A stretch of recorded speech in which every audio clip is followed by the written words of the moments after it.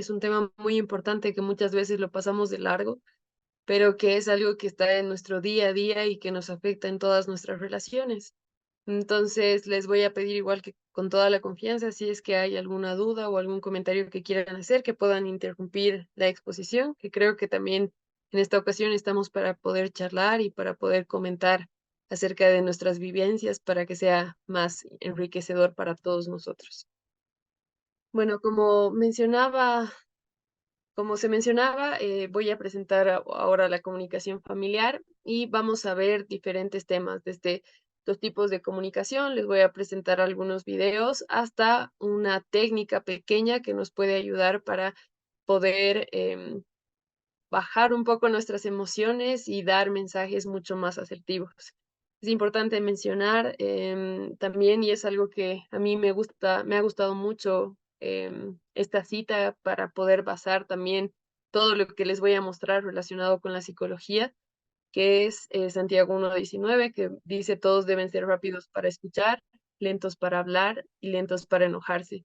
Pero creo que, y no sé si les ha pasado a ustedes, muchas veces hemos escuchado esta cita o muchas veces hemos escuchado a personas que nos han dicho, ay, tienes que ser más rápido para escuchar, no tienes que decir las cosas tan rápido o no tienes que responder tan rápido ante las situaciones, pero ya cuando entramos a profundidad y a detalle es algo muy difícil para hacer, porque implica toda nuestro contexto anterior, porque implica cómo hemos aprendido a responder ante nuestras emociones, cómo hemos aprendido y cómo hemos decidido también responder ante situaciones que se han vuelto en patrones. Entonces vamos a tratar de profundizar un poco más en cómo podemos hacer esto, cómo podemos ser rápidos para escuchar, cómo podemos ser lentos para hablar y también lentos para juzgar, que es algo que está en nuestro día a día, y cómo podemos hacer para ser lentos para enojarnos. Lo que va a proporcionar todo esto es que vamos a poder conocer la comunicación dentro del entorno familiar y esto nos va a permitir desarrollar buenos vínculos parentales, pero también con nuestras relaciones sociales. Si ustedes saben y tal vez ya lo han visto antes, los vínculos se generan desde que nosotros somos pequeñitos, ¿no? Desde que nosotros tenemos nuestra primera figura de apego, que pueden ser nuestros papás, mamás o cuidadores. Y desde aquí comienza la comunicación, desde los pequeños actos. Al aprender a hacer esto, vamos a aprender a generar un ambiente de confianza, sinceridad y comprensión, y lo que queremos lograr es tener una familia dispuesta a escuchar y a ser sensibles a las necesidades de todos y a que nuestros mensajes tengan una mayor efectividad. Pero ¿por qué esto es tan complejo? Es complejo porque la comunicación, y esto de paso sí es una imagen muy pequeñita de lo que es la comunicación, pero la implicación tiene, perdón, la comunicación tiene muchos componentes. Tiene el componente del que habla, el emisor. Entonces yo les estoy hablando, yo tengo una historia, yo tengo una personalidad. Yo actualmente, por ejemplo, he estudiado psicología, creo en Dios, entre otras muchas características que hacen que el mensaje venga desde mi historia. Aparte del mensaje está el que escucha, que también es el receptor con todos estos componentes en su vida. También está el cuerpo, que muchas veces nos olvidamos que el cuerpo es una comunicación en sí misma. Entonces yo puedo estar diciendo, sí, estoy de acuerdo contigo mientras estoy enojada, mientras estoy tal vez con mis brazos cruzados, mientras estoy tal vez con mis piernas apuntando hacia la puerta porque me quiero ir. Hay muchas cosas de nuestro cuerpo que dicen y hablan por sí solas, pero también hay muchas cosas de nuestro cuerpo sensorialmente que ya nos dicen algo pero que pasamos de largo. Y no sé si esto les ha pasado a ustedes. Normalmente considero que no nos enseñan a escuchar nuestro cuerpo desde pequeños, que tal vez vivimos mucho en nuestra mente y nuestro cuerpo. ¿Y por qué es importante tomar atención al cuerpo? Porque el cuerpo es el primero en recibir, por ejemplo, esa emoción, es el primero en que te dice, ay, creo que estás enojado porque tienes un nudo en el pecho y que se te quiere salir por el cuello. Y eso ya te dice algo, pero normalmente tomamos, o sea, dejamos de largo esto y seguimos caminando pensando que el cuerpo no nos está diciendo nada. Y también esto se puede relacionar muchas veces a enfermedades o hasta dolores, ¿no? Tenemos dolores musculares y no escuchamos, no escuchamos, no escuchamos. Nuestro cuerpo ya nos dice algo, pero lo dejamos de largo. Lo pasamos de largo, perdón. Y esto es bien importante que tomen atención porque al final vamos a hacer un ejercicio con esto para que ustedes se den cuenta de la importancia de aprender a escuchar el cuerpo y aprender también a ver el cuerpo del otro y lo que nos está diciendo. Luego ya está el lenguaje, que el lenguaje de por sí ya es muy complejo y es lo que más nos cuesta entender y cuando se distorsionan más lo que queremos decir. Y están también las emociones, ¿no? Aparte de otras cosas, pero las emociones sí es un punto importante y también lo pongo porque también dejamos de largo las emociones. Nos enseñan a, ay, no, no llores o no, está bien, no respondas así. Nos han enseñado muchas veces a reprimir las emociones y no a aprender a escucharlas y a sentirlas. Entonces, si ustedes se dan cuenta con todo esto, es muy compleja la comunicación. ¿Y qué barreras se encuentran en la comunicación? Hay fuentes de distorsión, por ejemplo, errores al codificar o descodificar el mensaje. Yo quiero decir algo, pero en realidad la otra persona descodifica el mensaje de una manera diferente, lo interpreta diferente. Luego puede haber una elección inadecuada de símbolos cuando estamos hablando, palabras que tal vez querían decir una cosa, pero representan otra para la otra persona, para su contexto, para la construcción que la persona tiene del mundo. Y hay que partir de eso, ¿no? Que todos tenemos construcciones diferentes del mundo y que necesariamente la otra persona no tiene que pensar como tú porque tiene una historia diferente. Y ahí es importante el balance y el hablar, el equilibrio. Luego puede haber utilización de un canal no idóneo, tal vez decir mensajes a través de WhatsApp, cuando realmente esto requería hablar por llamada o hasta, bueno, en temas también, esto no solo en la familia, también en temas del trabajo, ¿no? Por medios del email, luego prejuicios, que nosotros ya tenemos ideas preconcebidas de algo, y esto son prejuicios directos hasta de discriminación, ¿no? Que tal vez, por ejemplo, en mi casa, a mi abuelita decía que todas las personas de afuera que hacían otra cosa eran personas que te podían robar. Entonces ya hay un prejuicio que cuando yo hable con esa otra persona o que mi hijo se está juntando con una persona de un contexto social que no es adecuado para mí, o sea, pero en el sentido de que tal vez es una familia, no sé, puede ser con muy altos recursos o con muy bajos recursos, y yo digo, ay, no, ten cuidado porque los ricos son así, por ejemplo. Y conocimientos o expectativas del emisor, y esto es algo que nos chocamos, y yo creo que siempre esperamos a que el otro actúe como nosotros actuaríamos. Y creo que esto lo vivimos al día, ¿no? Que yo puedo esperar, por ejemplo, es algo de la vida real, que yo puedo esperar que todos festejen mi cumpleaños como yo quisiera que me festejen, ¿no? Y me puedo enojar porque espero que el otro lo haga, pero no lo hace, pero esta otra persona no lo tiene por qué hacer tampoco, ¿no? Y son expectativas que yo quiero que sean cumplidas porque es mi forma de ver la vida. Luego también hay otra barrera de la comunicación, que es la filtración. Entonces, aquí puede haber manipulación también, tanto en lo que yo recibo, creo que me ha dicho esto y lo cambio a mi favor o escucho lo que quiero escuchar. Pero también es muy importante los niveles de jerarquía, las dinámicas de poder. Y esto se da en todos los ámbitos, pero si ustedes se dan cuenta, en la familia es como un sistema. El papá es un componente, la mamá es otro componente, el hijo, la hija, hasta el perrito. Es un sistema porque todo actúa como engranajes, ¿no? Y evidentemente sí pueden haber niveles de jerarquía entre, por ejemplo, los padres y los hijos, pero a veces puede haber mucha manipulación y puede haber mucha dominación de poder que a veces no nos damos cuenta. Tal vez yo exijo mucho de mi pareja, lo juzgo mucho, lo invalido mucho, entonces estoy ejerciendo un nivel de jerarquía que no es correcto con mi pareja. En el caso de los hijos, entiendo que sí, o sea, evidentemente tenemos que poner reglas y hay que generar como que este ambiente de confianza y de límites para que los niños, las niñas y adolescentes crezcan de manera saludable y con una calidez y calidad. Pero nos han enseñado muchas veces a que los niños, porque están creciendo y porque dependen de nosotros, tal vez no tienen la capacidad todavía de desarrollar opiniones propias o de decidir sobre muchas cosas, de ellos, ¿no?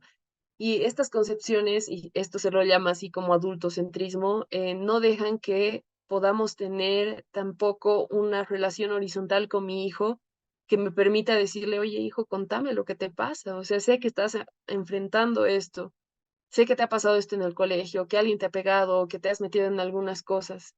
Entonces contame, porque estoy para apoyarte. Es diferente a decirle, oye, ¿qué te pasa? Reñirle, gritarle y todo, y no darle el ambiente como para que él pueda confiar en mí y ejercer mi poder de adulto sobre él, sin darle la capacidad de que él pueda reflexionar conmigo y que podamos entender el problema juntos, que eso hace mucho la diferencia cuando manejamos el poder.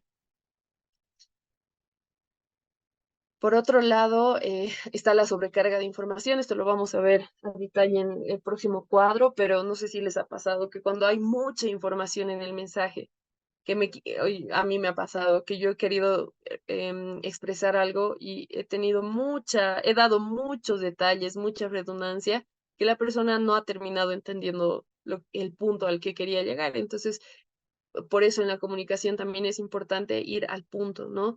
Para que la persona entienda, pero de una manera asertiva. El otro tipo de barrera es la falta de retroalimentación. Es muy importante que cuando nosotros nos comuniquemos con el otro, demos una retroalimentación de lo que nos está diciendo. Y esto se nos enseña mucho cuando queremos hacer terapia. Cuando yo estaba en mis prácticas de terapia, me decían, tú tienes que devolver la información para saber si lo que el paciente te está diciendo es lo que tú estás entendiendo. Entonces el paciente, por ejemplo, me contaba toda su historia y yo le decía, a ver, creo que me estás queriendo decir esto, ¿estoy bien? ¿Estoy entendiendo bien lo que me quieres decir? Y esto ya lo pasamos a un ambiente familiar, ¿no? Qué diferente es que cuando tu esposo te esté hablando y te esté diciendo, oye, me ha pasado esto, tú muestres interés y digas, a ver, creo que estoy entendiendo esto, está bien lo que me dices. Y eso es una forma de validar también lo que el otro te está diciendo. Y es una forma también de entender y tratar de saber cómo se siente la otra persona. Muchas veces la empatía es complicado por el tema de que no estamos viviendo esa misma situación, pero queremos acercarnos lo más posible a eso. Y es importante porque la persona va a decir, me estás escuchando". Y el otro que yo creo que está también relacionado con el nivel de jerarquía es el clima amenazante. Si yo estoy en un ambiente donde siento que no me van a escuchar, donde siento que no me siento en un ambiente de confianza, donde siento que me van a criticar, donde siento que me van a juzgar, donde siento que voy a decir algo y lo va a pasar de largo y no me va a decir nada, o que solo se va a dedicar a gritarme o a reñirme, entonces es un clima amenazante que no va a dejar que la comunicación fluya.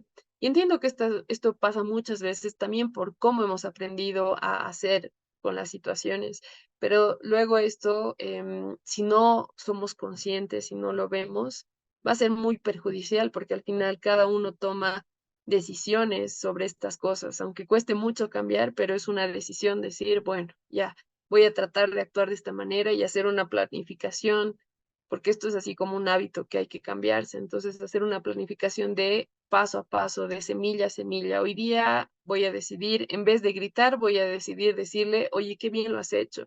Oye, te voy a dar un regalo. Y es algo que también he estado implementando este tiempo, el dar regalos pequeños día a día, pero regalos no solo con te doy un chocolate, sino regalos con palabras de afirmación. Entonces, aquí les he puesto una tabla con las barreras en la comunicación, que también lo van a encontrar en el Google Forms para la tarea. Esto de las barreras de comunicación también se relaciona mucho con un término que se utiliza en psicología, que son las distorsiones cognitivas. que son distorsiones que o sea, hemos aprendido desde pequeños para afrontar el mundo, pero que muchas veces, como dice el título, son distorsionadas. Em, pero bueno, ya yéndonos a lo de las barreras de la comunicación, es que podemos hacer un discurso excesivamente emocional, lleno de emociones. Muchas veces nuestras emociones nos llegan a sobrepasar tanto que no son las que deberían ser. ¿A qué me refiero con esto? Por ejemplo, si yo estoy triste porque alguien ha hablado mal de mí, esa tristeza realmente, biológicamente en mi cuerpo es un 6, es un 6 porque todavía no le he metido emociones, no le he metido pensamientos. Pero cuando empiezo a meterle pensamientos y a mí me han dicho, eres una tonta, y yo empiezo a pensar, me ha dicho que soy una tonta por esto. Mi papá decía que yo era una tonta. Mi abuelo, que no sé qué, el colegio, bla, bla, bla. Voy llenando este 6 que biológicamente debería haber sido, se convierte en un 8, ¿no? Y se intensifica. Y esto es importante que lo sepamos porque nuestros pensamientos intensifican nuestras emociones. Y hay un texto que, si no estoy mal, no sé si lo he puesto en el manual, pero si no se los puedo pasar, que habla sobre la mente, tu amiga o tu enemiga. Y cuando nuestra mente es nuestra enemiga, entonces nuestras emociones van a ser muy excesivas. Otra de las barreras en la comunicación es también hablar demasiado bajo o hablar demasiado alto, que esto muestra pasividad o sino una manera de afrontar, de gritar. La otra es adivinar el pensamiento del otro. Entonces, yo creo que en esto caemos todos, ¿no? Como en todo lo demás, pero adivinar el pensamiento del otro es, creo que está pensando esto, creo que está actuando así por esto, esto, esto. Y esto es una de las peores barreras de la comunicación porque evidentemente nosotros adivinamos en función a nuestra experiencia y hago énfasis en eso, ¿no? Entonces, esto va a hacer que tengamos mucha más barrera para acercarnos al otro y que se generen conflictos. Hablamos negativamente, todo es enojo, insultos, invalidación hacia la persona, damos poca información, es como, ¿por qué estás mal? ¿Por qué me has hablado mal? Y punto. Y en realidad por dentro es que hay muchas otras razones alrededor de eso que hacen que yo hable mal. La otra es que damos información redundante que estaba relacionado con sobrecargar la charla. Tendemos a no reconocer o dar la razón al otro. Y esto tiene que ver mucho con nuestro orgullo. Tiene que ver mucho con nominarnos a nosotros mismos con que yo tengo la razón. Y es muy difícil de cambiar, ¿no? Porque nuestro orgullo nos juega en contra.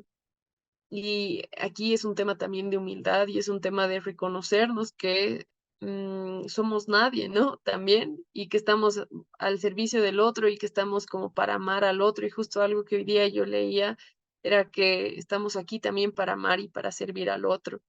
Pero cuando nuestro corazón está tan lleno de orgullo, es imposible poder escuchar o reconocer al otro, ¿no? Luego generalizamos excesivamente y esto sí es algo que siempre lo hablo porque decimos, tú siempre me haces esto, tú nunca me escuchas, tú nunca lavas tu ropa, tú nunca haces esto, tú siempre, siempre, nunca, nunca. Y esto al final, cuando uno se da cuenta, no es verdad porque es como que englobamos todo en una totalidad y las cosas que ha hecho la otra persona las dejamos a un lado. Y yo creo que esto es así de constante reflexión, ¿no? Sobre nuestros patrones. Luego hacemos afirmaciones radicales o dogmáticas. Por ejemplo, esto nunca se debe hacer. Entonces, si yo pienso que esto nunca se debe hacer ligado con la generalización, em, o juzgo directamente, digo, esto tiene que ser así y punto. Entonces, la posibilidad de que yo escuche al otro y que aunque sea vea su punto de vista, no va a haber una posibilidad de que pueda pasar eso, ¿no? Entonces, sobre todo este tema, en sus cuadernillos, en el manual del participante, hay dos actividades. Bueno, hay 3 puntos para esta actividad. Primero, que en pareja examinen un problema usual que tengan de falta de comunicación. ¿Qué es? O sea, pero aquí tienen que pensar, normalmente, ¿por qué me peleo? Pueden ser cosas mínimas, así de, ay, porque tu ropa siempre está tirada en el piso, o porque no me escuchas cuando yo te digo estas cosas. Cuando yo te aconsejo, realmente no me siento escuchada, y también de la otra persona. Luego, si tienen hijos, examinar un problema de comunicación con sus hijos. Y a partir de estos ejemplos identificados, colocar las barreras de comunicación que encuentre en su relacionamiento con el otro. Entonces, yo identifico mi problema y digo, ya. Entonces, cuando yo estoy con este problema, yo hago un discurso excesivamente emocional y generalizo excesivamente. Entonces, esto nos va a permitir empezar a ser conscientes, o tal vez no reconozco y no doy la razón al otro. Entonces, esto nos va a permitir identificar desde dónde estamos actuando. ¿Alguno tiene alguna duda o comentario de esta parte? Súper. Cualquier cosa, estoy atenta. Entonces, ahora vamos a ver un video, vamos a ver los estilos de comunicación. Esto son los 3 estilos más básicos de la comunicación para que ustedes, junto con las barreras, las puedan identificar. Al identificar su estilo de comunicación y lo anterior, nos va a permitir también mayor respeto y mejor convivencia entre los miembros de la familia.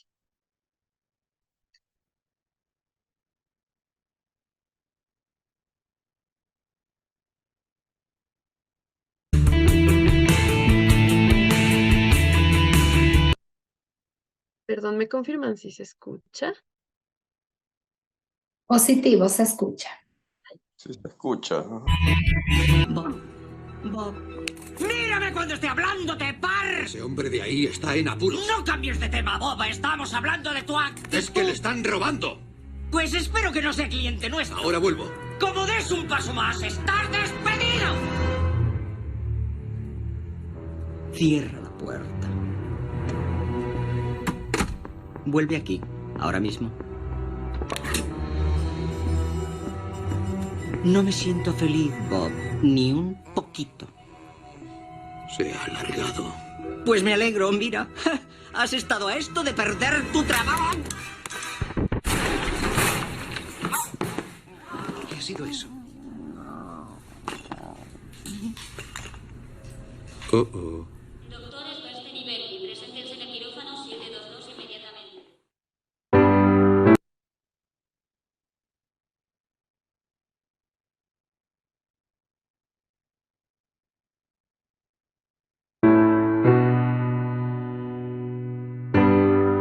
Tristeza, casi tocas un pensamiento central y cuando los tocas no regresan a la normalidad. Sí, lo sé, perdón, de verdad.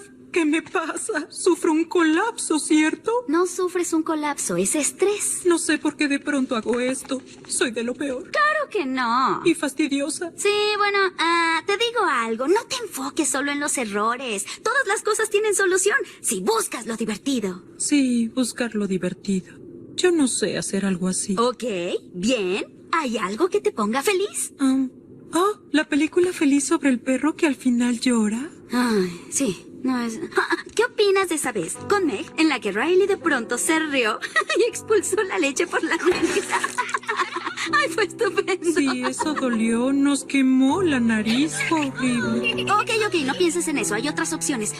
¿Qué pasatiempos te gustan? ¿Pasatiempos? Me gusta hacer cosas afuera. ¡Fantástico! Ir a la playa, gozar el sol. Esa vez que enterramos a papá en la arena hasta el cuello. Yo más bien pensaba en la lluvia. Cuando el agua se desliza por la espalda y te empapa los zapatos, y tienes mucho frío, y tiemblas, y sientes que toda tu vida es horrible.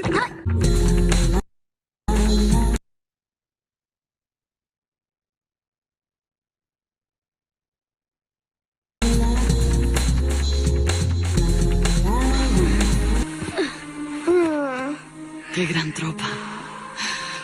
Me siento muy orgullosa. Gracias, mamá.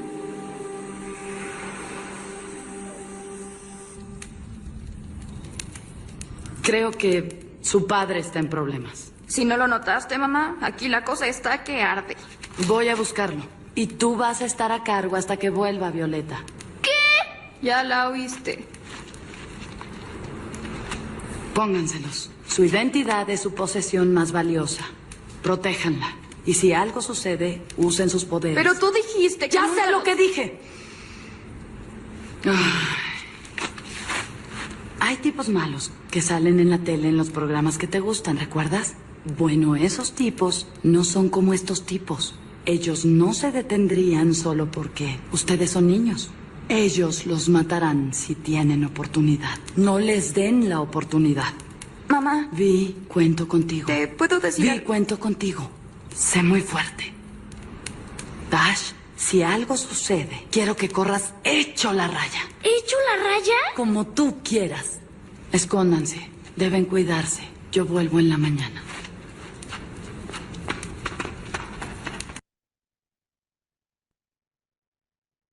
Súper. Entonces, bueno, estos son los tipos de comunicación. Como hemos visto, el agresivo antepone sus deseos y derechos por encima de los demás.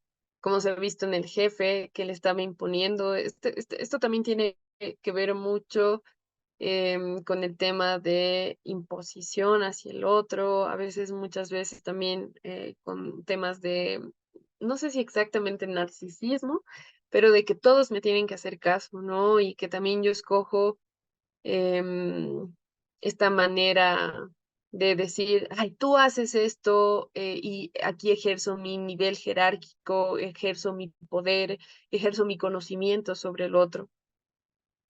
Los pasivos son los que prefieren evitar la situación, anteponen los deseos y los derechos de los demás a los suyos propios.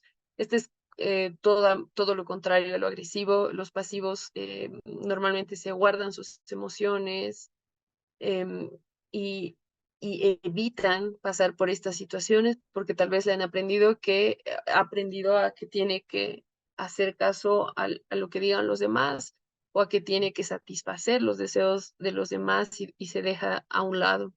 Y el asertivo, que es la opción que deberíamos buscar, es el neutro entre estos dos, que yo encuentro las maneras para poder comunicar mi mensaje de la mejor manera, pero sin el riesgo de lastimar al otro, sin el riesgo de poder decirle, de insultarle o de juzgarle. Y justo igual he leído en los comentarios la pregunta de Laura.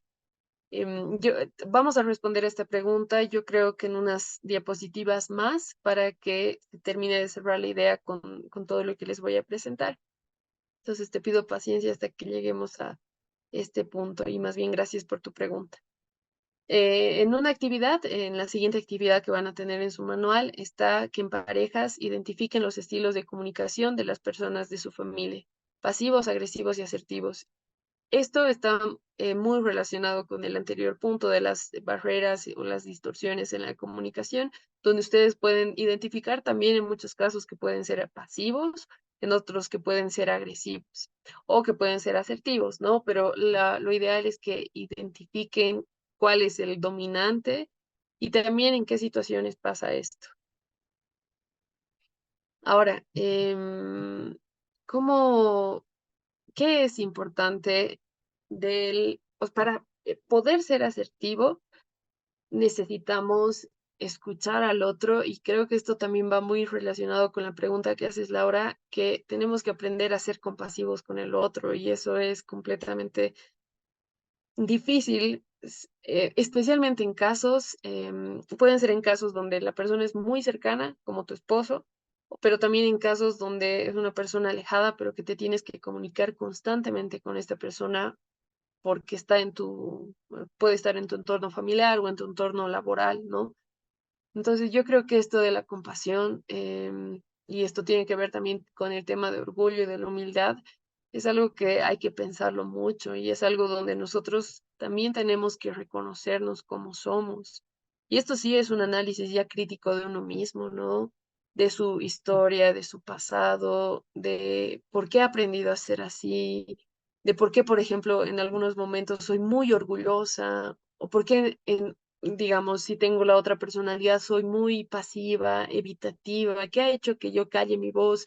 ¿Qué ha hecho que yo quiera, em, quiera hacer que los demás estén orgullosos de mí, aunque yo me sienta mal? Entonces, yo creo que esto es un análisis a profundidad para que también podamos aceptarnos como humanos y podamos aceptar al otro también con sus errores, ¿no? Y dentro de esto y dentro de la comunicación asertiva, el escuchar es un factor determinante en la comunicación. Es importante que sepamos las diferencias entre oír y escuchar. Oír es algo biológico. Ahorita, no sé, tal vez están escuchando la presentación, pero también la televisión, o tal vez la computadora, el ruido de la computadora. Eso estamos en el proceso de oír, pero el escuchar ya es algo que va más allá del oír, pertenece ya al dominio del lenguaje y se constituye en las interacciones sociales. Entonces es que yo te preste realmente atención, que ustedes estén, a pesar de que haya muchas distracciones y nuestra mente es así, probablemente se han distraído muchas veces, probablemente no tantas, pero sí han habido distracciones, pero de manera consciente han vuelto hacia mí y han dicho, a ver, escucharé y trataré de entender, escucharé y trataré de retroalimentar el mensaje. Y por eso es tan importante también, como he mencionado antes, la retroalimentación, porque cuando yo tengo que retroalimentar un mensaje, tengo que poner mi atención sobre la persona. Entonces el escuchar, como dice aquí, valida el hablar, da sentido a lo que decimos. Y aquí hay un ejercicio de la comunicación asertiva. Este es un cuadro que, perdón, muchas gracias igual por contarnos, Julio y Alba. Podemos hablar de este tema a profundidad. Que yo creo que estas cosas que también estamos analizando desde pequeños son cosas que nos marcan y ahí yo hago énfasis y por eso creo que estoy en, me encanta trabajar con niños, es que en la niñez se hacen muchas marcas de nuestro corazón. En la niñez es cuando aprendemos a responder ante las situaciones. Los niños no son personas que no entienden, que no escuchan o que están ahí como sujetos pasivos, ¿no? Y muchas veces de nuestra cultura se nos dice eso. Entonces, igual agradezco nuevamente por el comentario que nos han enviado, porque esto hace énfasis de tomar atención a todas estas cosas y aún más si somos padres y madres, de tomar atención a lo que estamos sembrando en la vida de nuestros hijos. Y esto tampoco es para culparnos y decir, ay, pucha, yo le he gritado, yo he hecho esto antes, que no sé qué, sino yo creo que también ahora es momento de decir, bueno, con esto, cómo voy a empezar a sembrar en la vida de mi hijo y de las personas que están alrededor mío. Pero ya, volviendo nuevamente a esto de la comunicación asertiva, este cuadrito nos puede ayudar así como primer paso para poder aprender a comunicarnos asertivamente. Lo primero que se pide en la comunicación asertiva es describir meramente el hecho. Entonces, yo describo que la anterior vez estábamos en el restaurante y tú no sé, has mencionado lo que me he equivocado la anterior vez y ese es solo el hecho. O sea, estoy describiendo el hecho tal y cual es. No sé si han escuchado alguna vez sobre el trabajo etnográfico, que son las personas que tienen que estar observando lo que pasa alrededor y después de este trabajo uno tiene que hacer un diario de campo donde tiene que describir a detalle todo lo que está pasando en esa situación. Si tú en ese diario colocas y lo impregnas con tus sentimientos y con tus hipótesis, interpretaciones, es como que estás arruinando un poquito el análisis. Entonces, esas interpretaciones se van para un siguiente momento. Ahorita solo tienes que describir el hecho tal cual ha sido objetivamente. Luego vienen los sentimientos. Entonces, ahí decimos, entonces, cuando tú me dijiste eso, yo me sentí triste porque es algo que ya lo hemos hablado antes y te he dicho que me duele, entonces me ha generado mayor tristeza porque no me he sentido escuchada. Consecuencias. ¿Qué pasa? Entonces, cuando yo no me siento escuchada, percibo que nuestra confianza se va alejando un poco. Percibo en que no podemos comentarnos las cosas y vamos mencionando las consecuencias a partir del hecho y de las emociones. Aquí es prohibido mencionar a la otra persona, juzgar a la otra persona. Normalmente hacemos eso y yo caigo en ese error muchas veces, ¿no? Así que trato de ser asertiva, pero ya se me viene de, ay, el pasado y que te juzgo y que hago esto y que tú, ¿no? Entonces aquí no es tú, aquí es yo y yo he sentido eso. Y para cerrar, están las soluciones. Entonces, ¿cómo podemos resolver esto? Propongo que la próxima, no sé, siempre es, si es un problema así mayor, por ejemplo, y tenemos que recordar, no gritar a mi hijo, entonces me pongo una manilla. Esta manilla, cada que la veo, me va a recordar eso. Propongo esta solución. Las soluciones pequeñas sirven también. Evidentemente hay que identificar el problema grande, pero de pequeños pasos se va mejorando. Entonces, agarro esta manilla y digo, ya, entonces esto me va a recordar. Proponemos soluciones. Igual otra técnica importante para comunicar asertivamente las cosas es que nosotros, es la técnica del sándwich. Nosotros primero decimos algo bueno, valoramos algo bueno de la persona y decimos, tu forma de hacer estas cosas me encanta mucho. En la mitad decimos, pero pasa esto, y cerramos con algo positivo. Entonces, si ustedes se dan cuenta, cuando alguien comienza con algo negativo, uno directamente se puede cerrar, ¿no? Y puede decir, ay, no, ¿para qué te escucho? Como igual decía Laura, ¿no? O sea, es algo natural, o sea, que tú te cierras y no quieres escuchar al otro porque directamente ya comienza criticándote o comienza atacándote.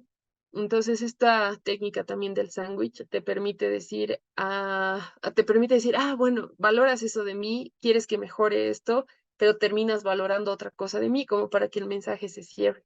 Evidentemente hay que acordarnos que no hay que ser tan redundantes, no hay que sobrecargar la información, y esto es un aprendizaje de ser más objetivos al hablar e ir al punto.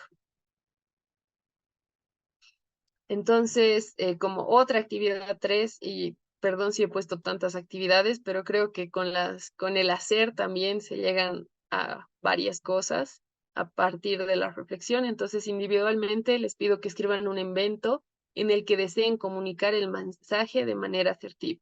Entonces, lo que tienen que hacer, y obligatoriamente tienen que hacer esto, es seguir estos 4 pasos. Describen el hecho como un etnógrafos, describen sus sentimientos, las consecuencias y las posibles soluciones para decir a la persona con la que quieren comunicarles algo.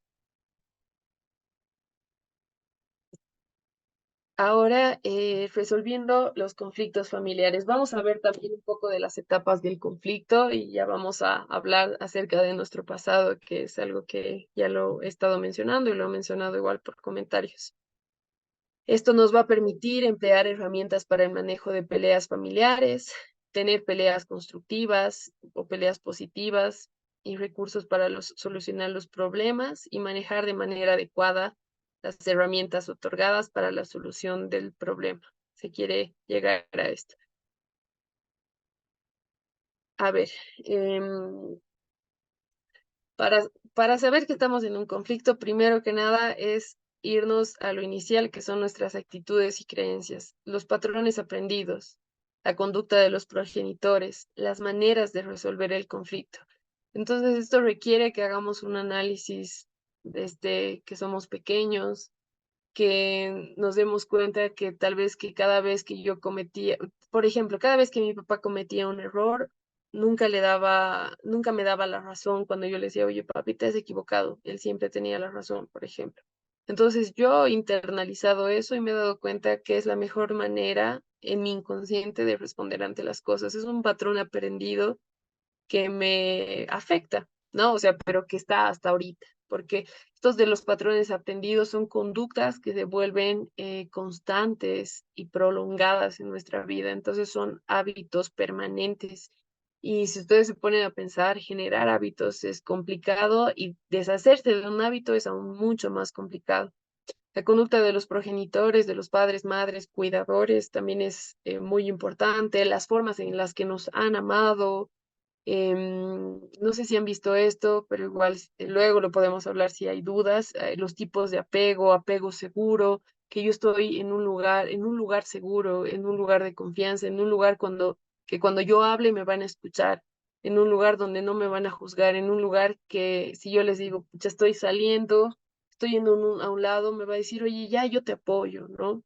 Eso es un apego seguro. Un apego inseguro es cuando puede ser ansioso o evitativo, que, ay, no, se está separando de mí, se está separando, entonces yo no voy a poder vivir sin ti, o si tú te alejas y no estamos este tiempo juntos, las cosas están mal, necesitamos estar todo el tiempo juntos, me siento abandonado o me siento abandonada porque te has ido, o cosas así.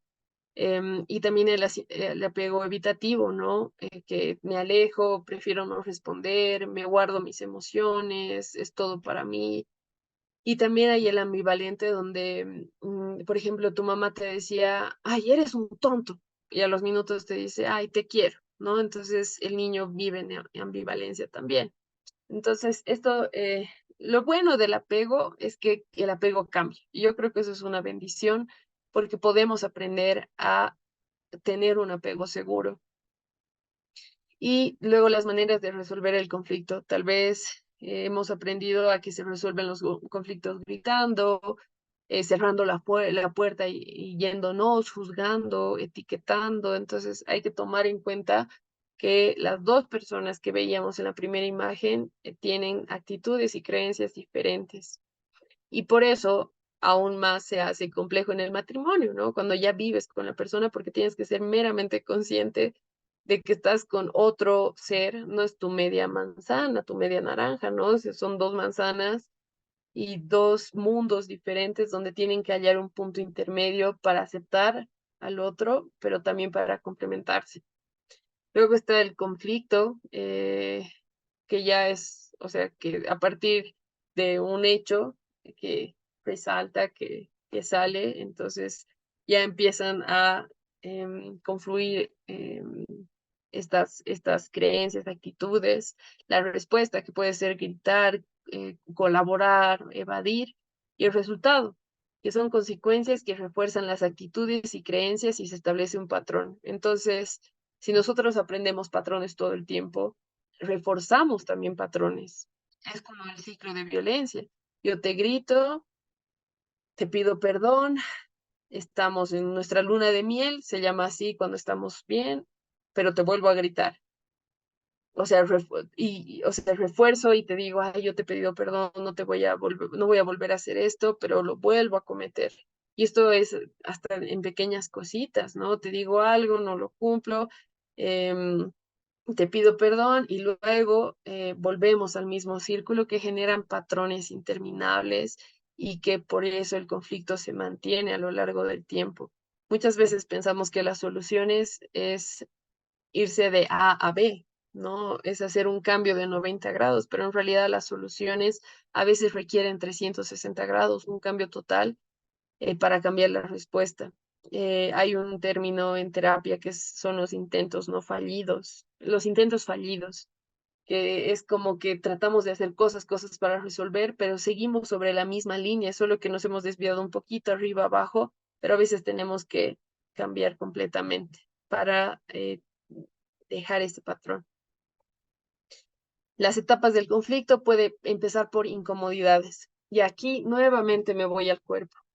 Nuestro cuerpo ya nos avisa que estamos en una situación incómoda, ya nos avisa que esta situación puede ser media riesgosa, o este sexto sentido que nos dice, algo no anda bien. Entonces, en la incomodidad se sospecha de que algo no va bien y normalmente se ignora la situación.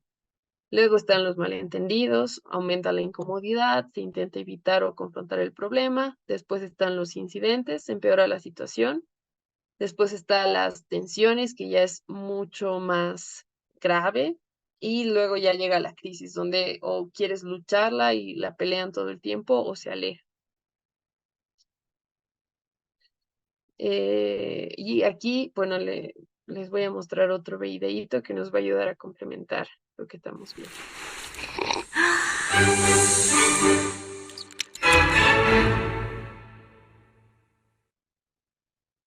How many of you are blamers? How many of you, when something goes wrong, the first thing you want to know is whose fault it is? Hi, my name is Brene. I'm a blamer. Let me just tell you this quick story. So this is a couple years ago when I first realized the magnitude to which I blame. I'm in my house. I have on white slacks and a pink sweater set, and I'm drinking a cup of coffee in my kitchen. It's a full cup of coffee. I drop it on the tile floor. It goes into a million pieces, splashes up all over me. And the first, a millisecond after it hit the floor, right out of my mouth is this: damn you, Steve. Who is my husband? Because let me tell you how fast this works for me. So Steve plays water polo with a group of friends. And the night before, he went to go play water polo. And I said, hey, make sure you come back at 10, because I can never fall asleep until you're home. And he got back like at 10:30. And so I went to bed a little bit later than I thought. Ergo, my second cup of coffee that I probably would not be having had he come home when we discussed. Therefore, and so the rest of that story is I'm cleaning up the kitchen. Steve calls, caller ID. I'm like, hey. He's like, hey, what's going on, babe? What's going on? So I'll tell you exactly what's going on. I'm cleaning up the coffee that spilled all, like dial tone. Because he knows. How many of you go to that place when something bad happens, the first thing you want to know is whose fault is it? I'd rather it be my fault than no one's fault. Because why? Why? Because it gives us some semblance of control. But here, if you enjoy blaming, this is where you should stick your fingers in your ear and do the na-na-na-na thing, because I'm getting ready to ruin it for you. Because here's what we know from the research. Blame is simply the discharging of discomfort and pain. It has an inverse relationship with accountability. Accountability, by definition, is a vulnerable process. It means me calling you and saying, hey, my feelings were really hurt about this, and talking. It's not blaming. Blaming is simply a way that we discharge anger. People who blame a lot seldom have the tenacity and grit to actually hold people accountable, because we expend all of our energy raging for 15 seconds and figuring out whose fault something is. And blaming is very corrosive in relationships, and it's one of the reasons we miss our opportunities for empathy. Because when something happens and we're hearing a story, we're not really listening. We're in the place where I was, making the connections as quickly as we can about whose fault something was. Voy a tratar de apurarme un poquito para ir cerrando. Pero yo creo que este video muestra todo lo que hemos visto hasta ahora, porque, como les había dicho, normalmente hacemos conexiones muy rápidas con nuestro pasado, ¿no? Hacemos conexiones muy rápidas, o sea, con el pasado, con la situación. Es decir, por ejemplo, hoy día yo recibí un mensaje que me generó enojo. Ese momento he sentido en mi cuerpo algo en mi pecho y en mi cuello porque quería responder directamente. Y lo que primero se me venía en mi mente para responder era, esto es su pasado, entonces dile esto, lo otro, que no tenía nada que ver con el tema. Y era como una manera mía para poder protegerme, para poder juzgar, para saber que yo tengo la razón, por ejemplo. Entonces, aquí también está, y nos volvemos a la cita inicial de la primera diapositiva que decía el que seamos lentos para hablar y para juzgar. Y este video me encanta y siempre lo muestro porque muestra cómo es nuestros procesos. Pasa algo, entonces ni siquiera está relacionado con eso y yo ya le voy echando en cara 1000 otras cosas que evidentemente tal vez tienen que ser resueltas, tienen que ser perdonadas, tienen que entrar en un proceso, ¿no? Si realmente han sido cosas duras, pero que mientras más dejamos que nuestros pensamientos fluyan y hagan lo que quieran, más podemos estar en situaciones donde pueden entorpecer el proceso de la comunicación. Aquí ponía una frase que probablemente solo sea importante ver esto de que la paciencia es el antídoto a la ira y a la agresión. La paciencia significa hacerlo con inteligencia, es detenerte y esperar. Normalmente hacemos exactamente lo que más hace que escale la agresión y el sufrimiento, expresamos el enojo, sabemos dónde nos va a llevar, pero no nos controlamos. Entonces, ¿cómo podemos detenernos y cómo podemos esperar? Porque eso también es difícil. Aquí les he dejado un video, pero que está en el manual para que lo puedan ver luego, que también va a ser una herramienta para aprender a comunicarnos de manera no violenta, pero me voy a pasar directamente a el ejercicio. Y ahora sí, bueno, les voy a pedir a todos que por favor, si esta vez se sientan cómodos, que escuchen mi voz y que me atiendan por un minutito. Mm, Les voy a pedir que se apoyen cómodamente en sus asientos, que dejen lo que estén haciendo, si es que están agarrando algo. Y les voy a pedir que se detengan y escuchen lo que hay alrededor. Pueden escuchar sonidos alrededor, auto, música, y que respiren. Sientan cómo entra el aire frío. No sé si alguna vez se han dado cuenta que entra un poco el aire frío y cuando lo sacan sale caliente. Les voy a pedir que una vez más metan el aire, pero que sientan cómo llega hasta sus pulmones o cómo mueve su estómago y cómo sale. Ahora hay dos opciones en la letra O, que podemos también orar, las personas que son creyentes, o directamente observar. Empezamos a observar qué pasa en nuestro cuerpo, empezamos a identificar dónde tenemos una emoción. Tal vez ahorita yo tengo una emoción en el pecho o en mi cuello, en mis hombros, y le vamos a dar un nombre a la emoción. Cuando le damos un nombre es que ya tiene significado y ya sabemos, ya controlamos un poco lo que está pasando. Le vamos a poner nombre de ansiedad, tristeza, enojo, y vamos a respirar sobre esa emoción. Solo vamos a meter aire y vamos a sacar. Si es que nuestro pensamiento se distrae con otra cosa, no importa. Tenemos que volver y retomar nuestro cuerpo. Nuestro pensamiento siempre está avanzando, entonces tenemos que parar, respirar una vez más y proceder. Este es un ejercicio, aunque pequeño, pero importante. Normalmente nosotros actuamos sin pensar, actuamos sin darnos un tiempo para sentir nuestro cuerpo, para saber qué está pasando en nuestro cuerpo, y eso nos hace ser menos sabios al responder a las situaciones.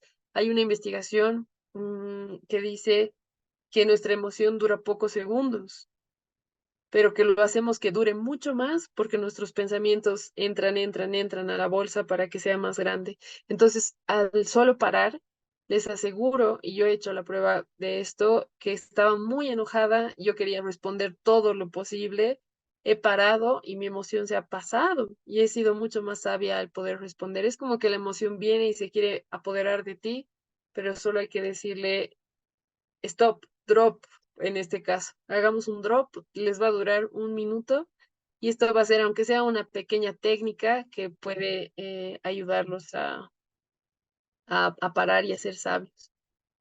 Como última actividad, les he puesto que en pareja identifiquen los recursos adecuados para solucionar problemas.